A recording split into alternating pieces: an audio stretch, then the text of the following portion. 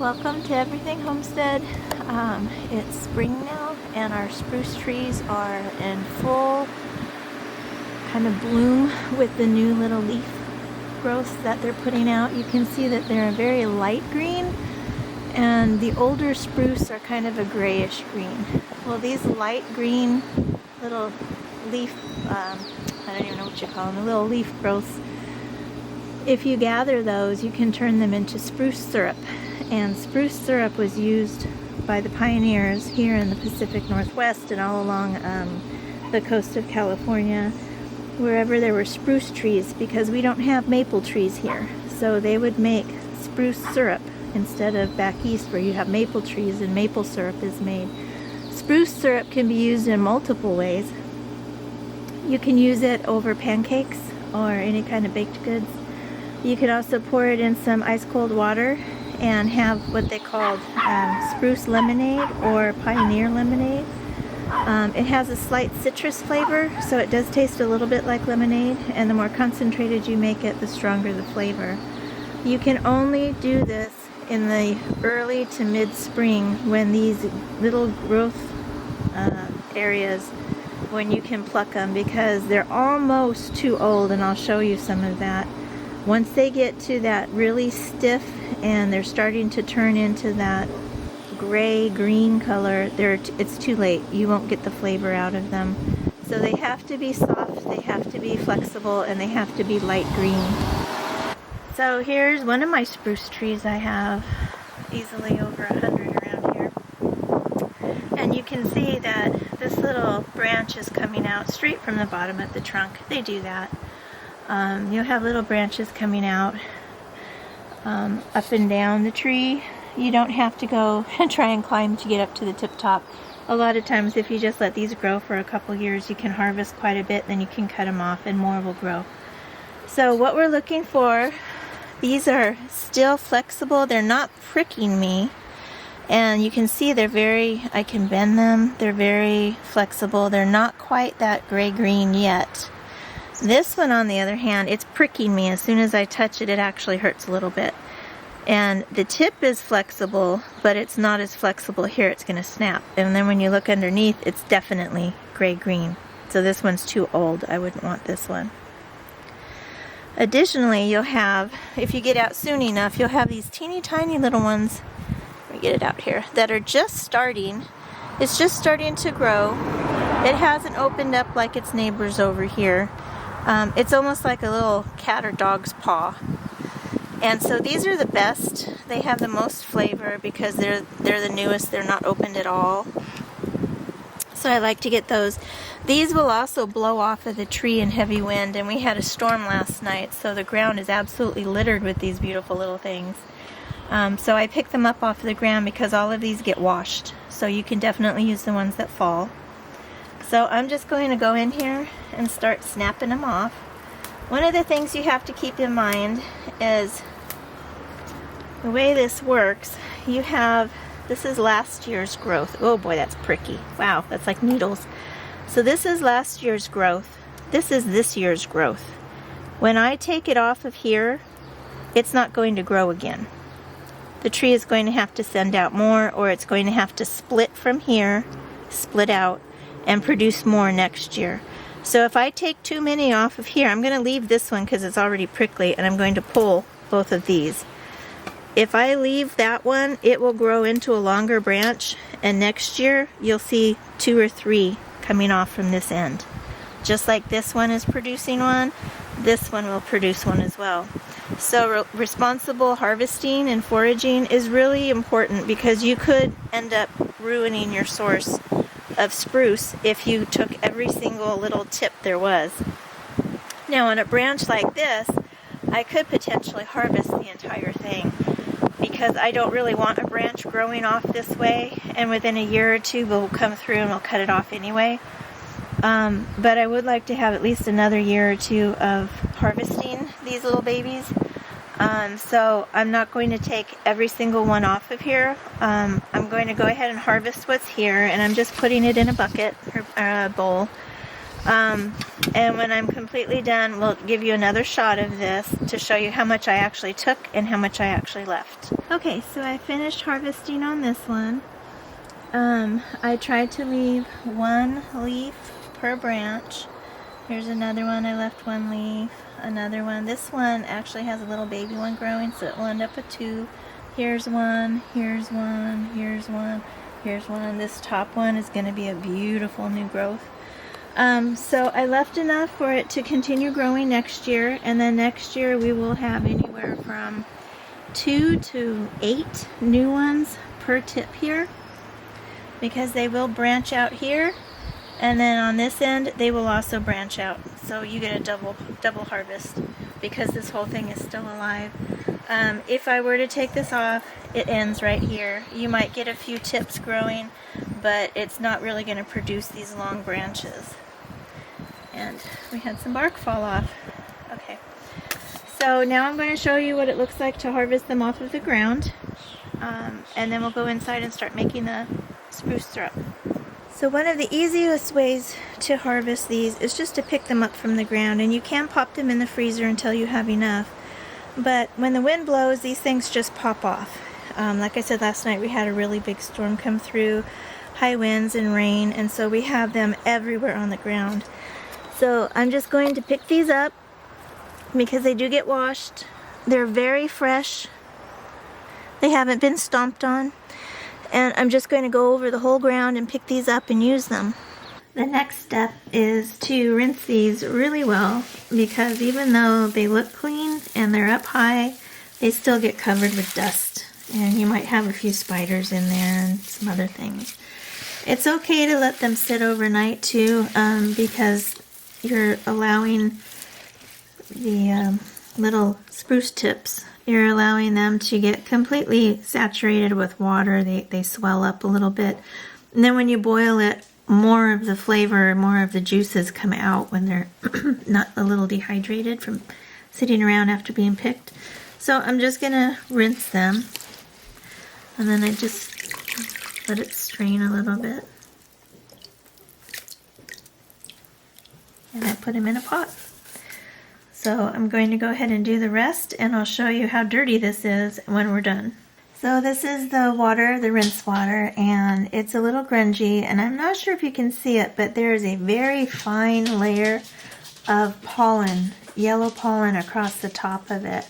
If I swirl, you can actually see it. I'm not sure if you can see that, but we were able to get all of that off. And then of course the solid debris in there that came off is in the bottom. So I'll just go ahead and pour this off. And this over here is our freshly washed, ready to boil. We're going to simmer this for about an hour to extract all of the juices, the sap from the inside, and pull it out into the water. So this is a very, very small batch. Normally I do like 10 gallons at a time. But for the video, I didn't want to use huge pots, so we're just doing a small little batch. So I'm going to go ahead and put this on the stove, and I'll show you how much I fill it up. So I have it on the stove now, and I'm just going to start filling it up with water. Just regular old water from the tap. You want it to cover everything, but because these are spruce tips, they float. Some of them are a little on the sappy side right now. So I'm going to push those down and get some more water because it hasn't covered them yet. There, you can see it's covered it when you push down. And that's fine. Okay, so take a good look at the beautiful green color there, because when we come back to show you what it looks like after cooking for an hour, it's going to be a completely different color. And all of the softness in these, how they bend, how they don't prick me, all of this will be gone, and they will stick you. They get very bristly because we've pulled all the sap out, so they're not flexible anymore.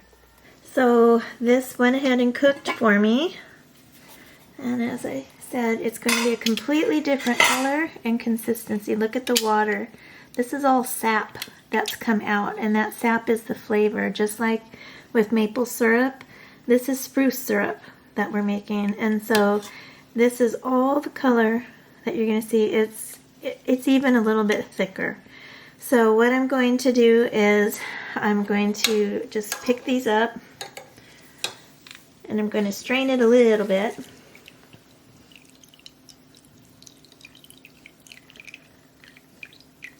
And then I'm going to put it over here and I'm going to let it strain some more because I'm one of those people that I like to get every little last drop out of everything.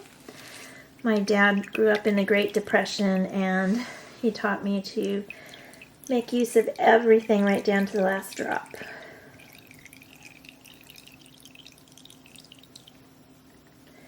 So it's a funky color. It's no longer that beautiful light green. This is almost kind of like a, I don't know, a type of mossy green, I guess.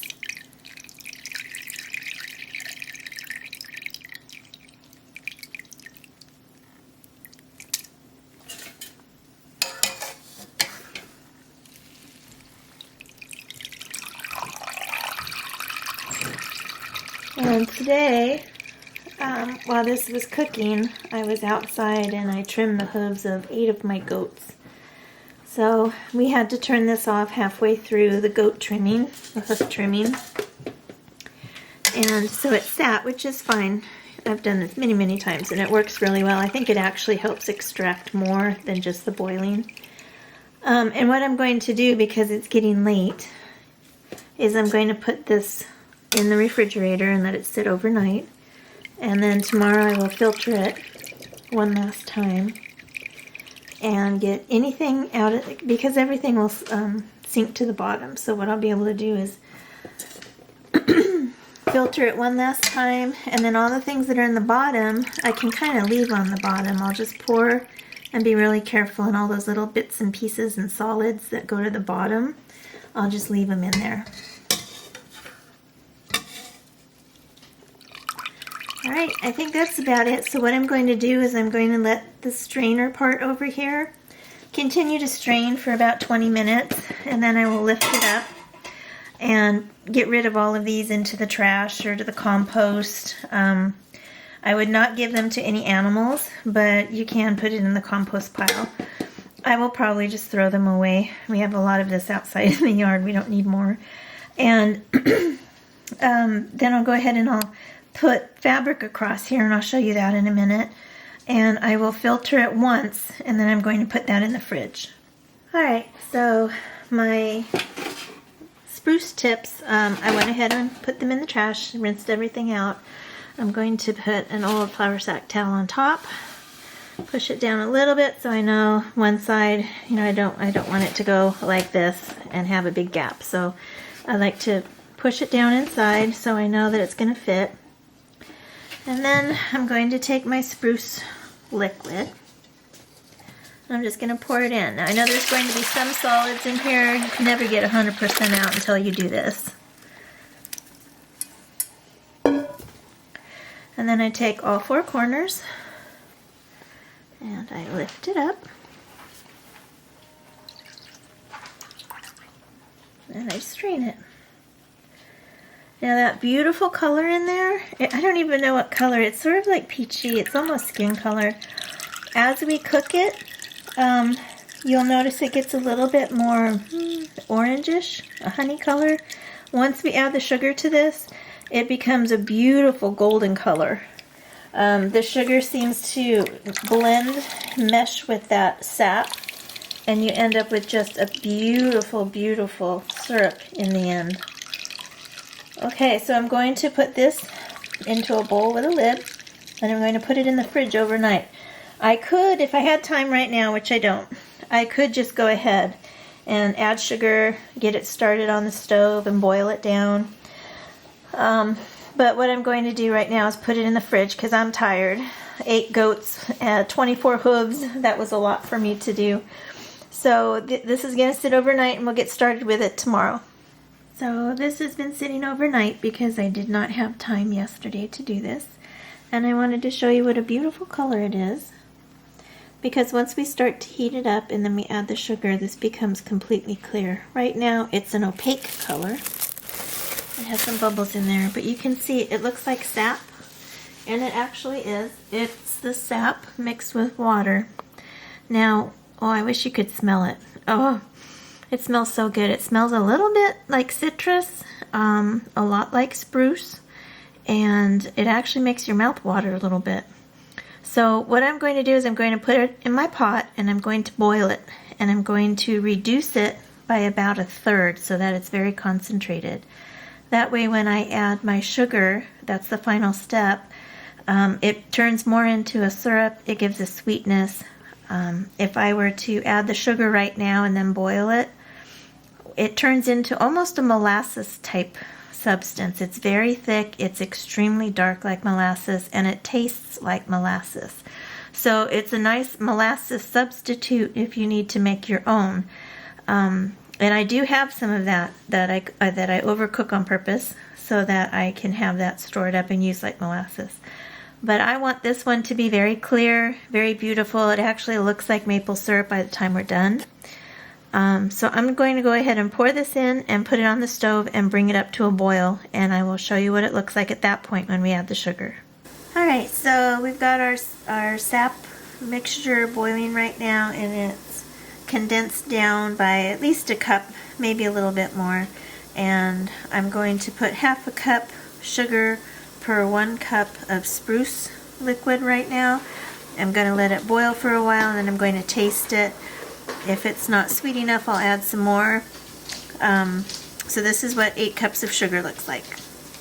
Alright, so I've been letting this boil for a little while. You can see the ring around the top. That's where it originally started from. And I have it started so that you could see it's evaporated a little bit there. We've probably lost between like 1 to 1.5 cups. And that's perfect. So I'm going to go ahead and stir this up a little bit. Look at all that steam. It's super hot. And then I'm going to start adding the sugar. And I just go by taste. Now the more sugar you put in, the thicker the syrup will become. And I know some people say, oh no, she's putting sugar in it. Sugar's bad for you. Sugar is a preservative. If you don't use enough sugar, even if you water bath can this, it's not going to be preserved well enough. And I really don't want to do a pressure canner on this because it does have sap in it, and it could create some really weird things in the jar, like the sap turning into a thick glue. So you do need to put sugar in this. You can't avoid that. I use 100% pure cane sugar. I do not use the sugar that's cut with fructose or the high fructose corn syrup. So I'm fine using sugar, and a little bit of syrup goes a long way. It's not like we're drinking this by the gallon. So if you're not fond of sugar, just understand you need it in order to keep your food safe in the processing. So I'm going to go ahead and start putting it in. Here's the first cup. Put it in and stir it. We don't want it to scorch on the bottom, so you put a little bit in and you mix it in and you stir it up really well. It melts very quickly, dissolves. If there's any left on the bottom, like if you were to pour the whole thing in and then try and stir it, it could scorch. Now you're going to start seeing, instead of being real opaque, it's already with just 1 cup, it's starting to clarify. And it's turning into that deep amber color. Alright, so you should also notice, I hope you can see through the foggy steam, but the bubbles have gone way down as well. The sugar helps reduce the number of, or the amount of bubbles on there. So I'm going to pour some in and stir right away. I'm going to pour some more in, stir right away. We don't want any clumps or lumps of sugar in there because it can scorch. And scorched sugar completely changes the flavor of whatever you're putting it in. So we don't want that.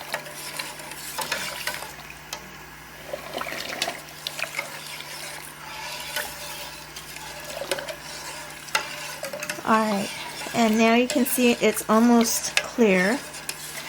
And as it cooks a little bit here, you'll see it gets even more clear. There it is. It looks like maple syrup color. It's absolutely beautiful.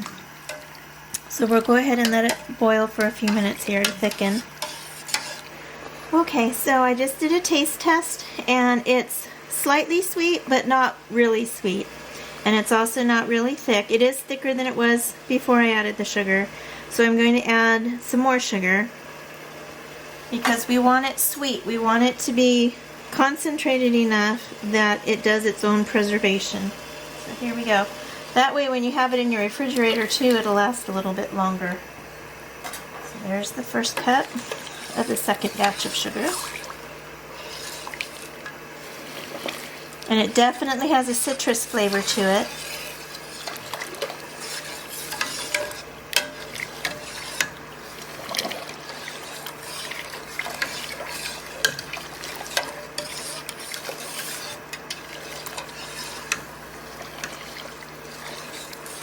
This also has a very high concentration of vitamin C and minerals, so it's actually very good for you. This is one way you can preserve vitamin C for winter.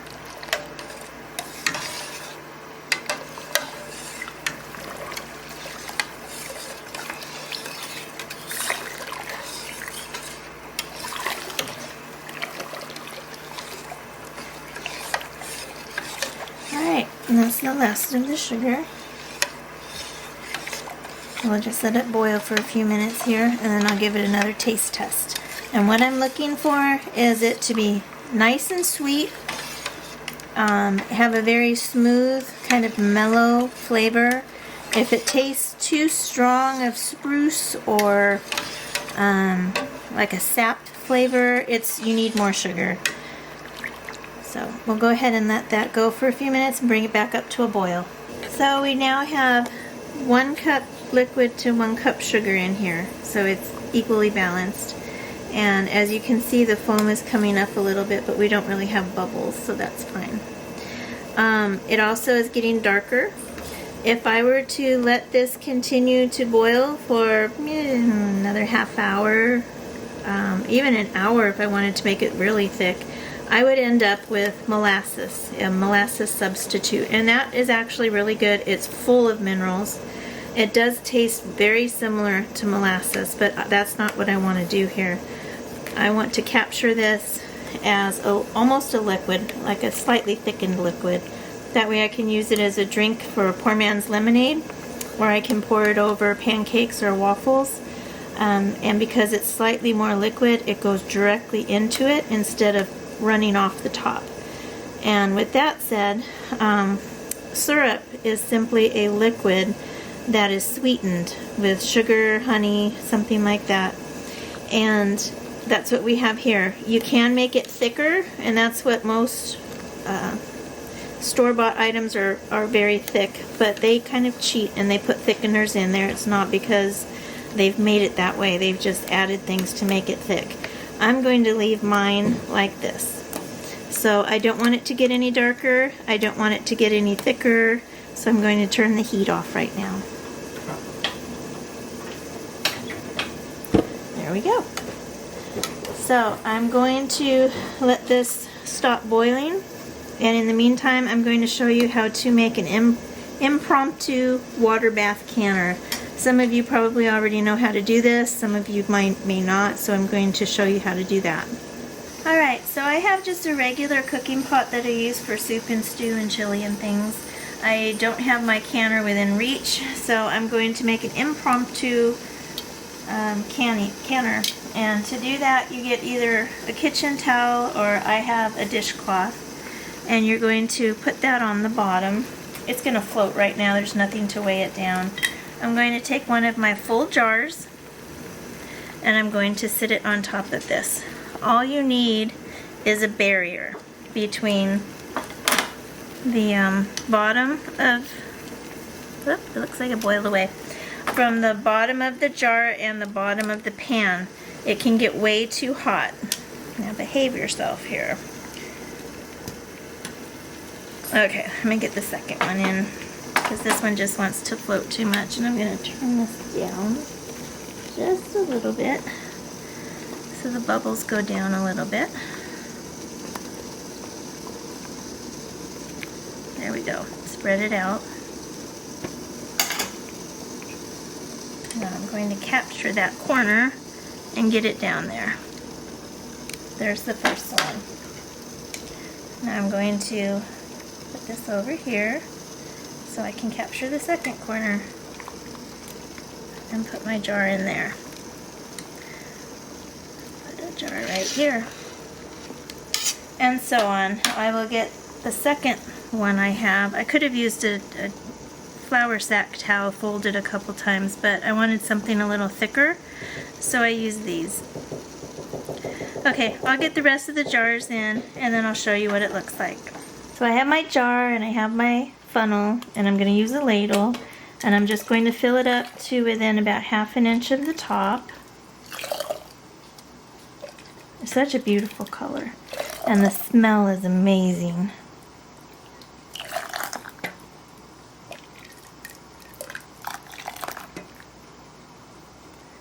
Now I'm going to show you a secret here. Instead of holding it here where I'm going to get burned, I hold it right up here at the top. And by holding it up here, it hasn't gotten hot yet, so I can hold it with no problem.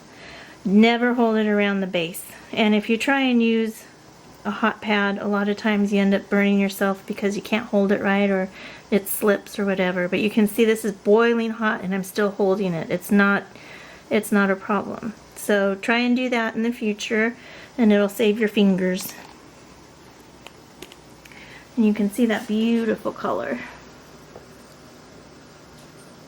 Alright, so here we have all 6 inside. I could probably fit one more in there, but I'm going to give it plenty of room.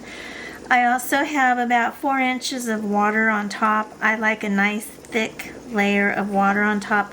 Most canners today, if you put quarts in them, the water bath canners, you get like 1 inch if you're lucky, maybe 1.5 inches, and a lot of that splashes out as it's boiling. So doing this makes it a lot easier. You can have a nice thick layer of water on there that helps give a very good seal. It adds pressure on top, it adds more heat, and it allows more air to come out of the jars. So this is what we're doing now. I am not counting this right now as time because there's only one section here that's actually boiling. I want the whole thing boiling. You want it a rolling boil. So I will come back and show you what that looks like, but right now you can see the jars real well because it's just starting to get going with the boiling. Alright, so I wanted to point out that when you do have fabric on the bottom and it starts to boil, the fabric absorbs a lot of the bubbles.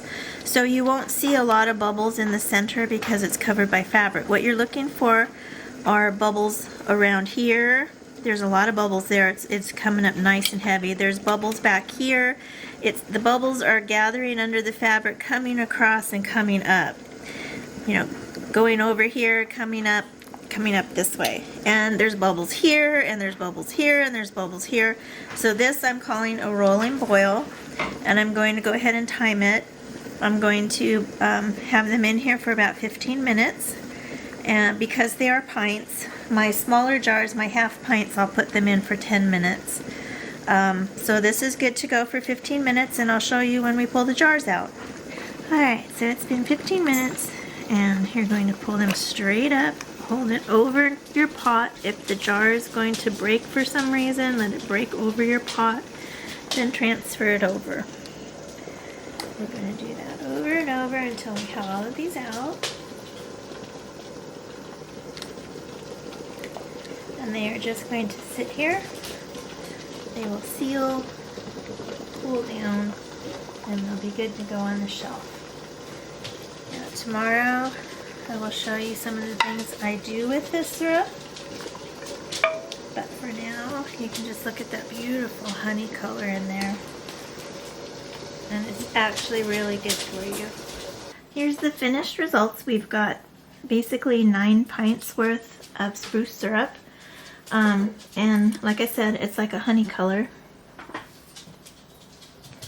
And you can see it's liquidy, but let me get the maple syrup. This is pure maple syrup, and as you can see, they're both liquidy. I think this might actually be a little thicker than the maple syrup. There, condensation from being in the fridge. Okay, so now you can kind of see it. I don't know if it'll show up on camera, but you've got this, you've got this. It's about the same consistency.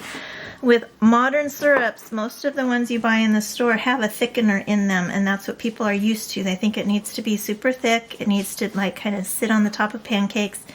Traditionally, maple syrup or any kind of syrup was runny. it would go on top of the pancake, and then it would run off and pool around the pancake and soak in around the sides. So when you cut the pancake up and you ate it, you actually had the syrup from around the sides of the pancake. So I'm going to show you how to use this to make lemonade, and I'll also show you what it looks like in a glass, just to see how it pours and everything. Alright, so I'm going to do a pour test so you can see the consistency that you'll have with this. So first I'm putting some maple syrup in here.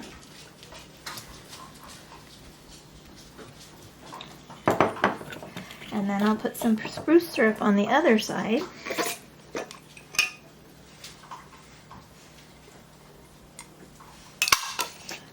And then I'm going to turn them around and let them pour so you guys can see. Alright, here we go.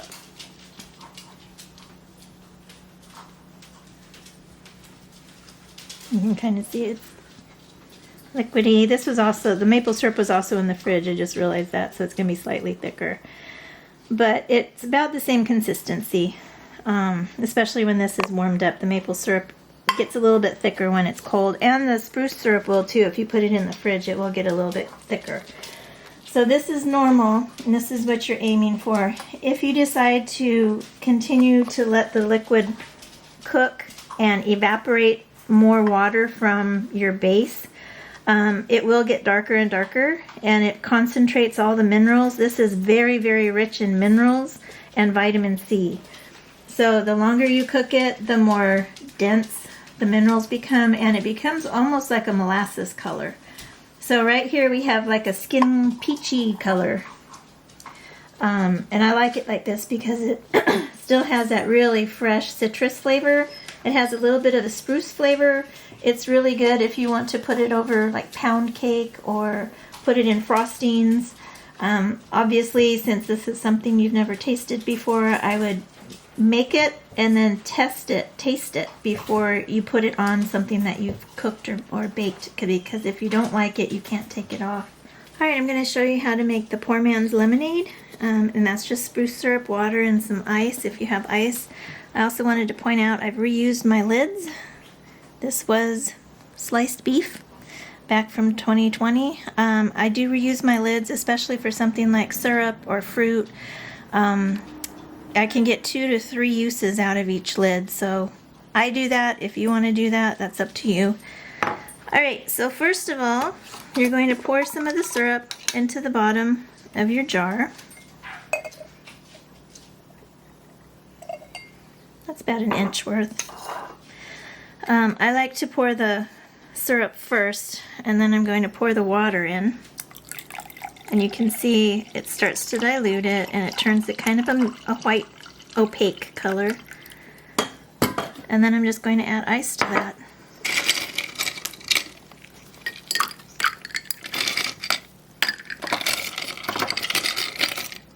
You could add other things. I mean, you could actually put a slice of lemon in here, or some of the lemon syrup that we made from a previous video, which I still have that here too. So you could put like one of these lemon slices in it just to boost up the citrus flavor. There we go.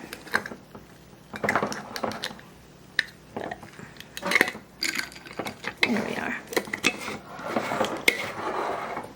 And there's your lemonade. It will have a slight pine flavor to it, but it's actually really refreshing, and you're getting so many minerals. Some of them you wouldn't be getting any other way. So it's always nice to have that. And then again, it is packed with vitamin C. And if you keep this and have it through the winter, the vitamin C, you can make hot tea, you can make cold tea, you can add it to other kinds of tea. You can use it any way you like, and it gives you extra natural vitamin C. So if you like this video, give it a thumbs up. Consider subscribing so you can see some of my other kind of weird videos that I produce. And yeah, I hope you give it a try if you have spruce near you.